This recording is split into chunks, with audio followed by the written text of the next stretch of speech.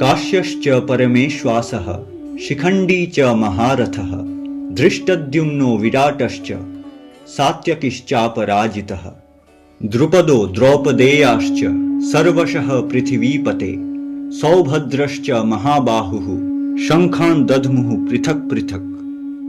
মহান তীরন্দাজ কাশীরাজ ও মহারথী শিখণ্ডী, ধৃষ্টদ্যুম্ন রাজা বিরাট ও সকল যুদ্ধে অপরাজিত সাত্যকী, রাজা দ্রুপদ ও দ্রৌপদীর সকল পুত্রেরা, এবং হে রাজন সুভদ্রার পুত্র মহাবাহু অভিমন্যু, সকলে একে একে নিজেদের শঙ্খ বাজালেন।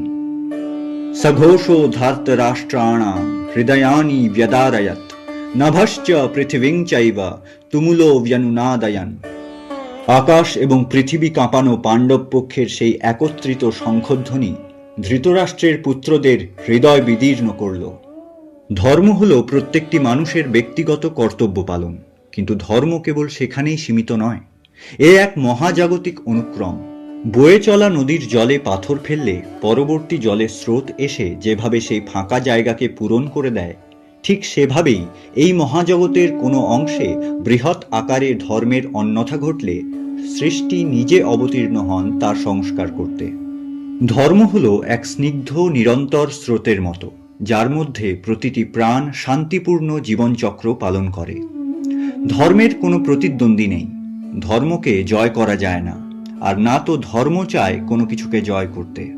ধর্ম হল স্থির, সত্য, কাম ক্রোধ লোভ মোহ মদ মাৎসর্য থেকে অনাসন্ন, নিজেই নিজের মধ্যে পরিপূর্ণ, চিরশাশ্বত। তাই যখন কোনো মানব সত্য এবং ধর্মের মানসিকতা নিয়ে জীবনের রণাঙ্গনে অবতীর্ণ হয়, তখন তার মন থাকে স্থির এবং ভয়শূন্য।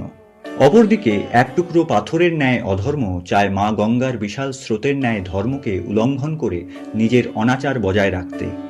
অধর্ম হল অস্থির, মিথ্যার দুর্বল ভিত্তিতে গড়া, কাম ক্রোধ লোভ মোহ মদ মাৎসর্যে নিমজ্জিত, চির অতৃপ্ত। অতি আত্মবিশ্বাসী এই অধর্ম যখন ধর্মের প্রকাণ্ড প্রলয়ের সম্মুখীন হয়, তখন সে উপলব্ধি করে নিজের দুর্বলতাকে। কুরুক্ষেত্রের যুদ্ধে সমন্বিত পাণ্ডব পক্ষ ছিল ধর্মপক্ষ। কৌরব পক্ষের শঙ্খধ্বনি তথা হুঙ্কারে স্থির এবং অবিচলিত, অথচ পাণ্ডব পক্ষের দিব্য শঙ্খধ্বনিতে ধৃতরাষ্ট্রের 100 অধর্মী এবং অনাচারী পুত্রদের সমস্ত অহংকার এবং মিথ্যা প্রতাপ নিমেষেই মূর্ছিত হয়ে পড়ে। তৎক্ষণাৎ তারা তাদের দুর্বলতা উপলব্ধি করে এবং অনুভব করে হৃদয় বিদীর্ণকারী তীব্র আতঙ্ক।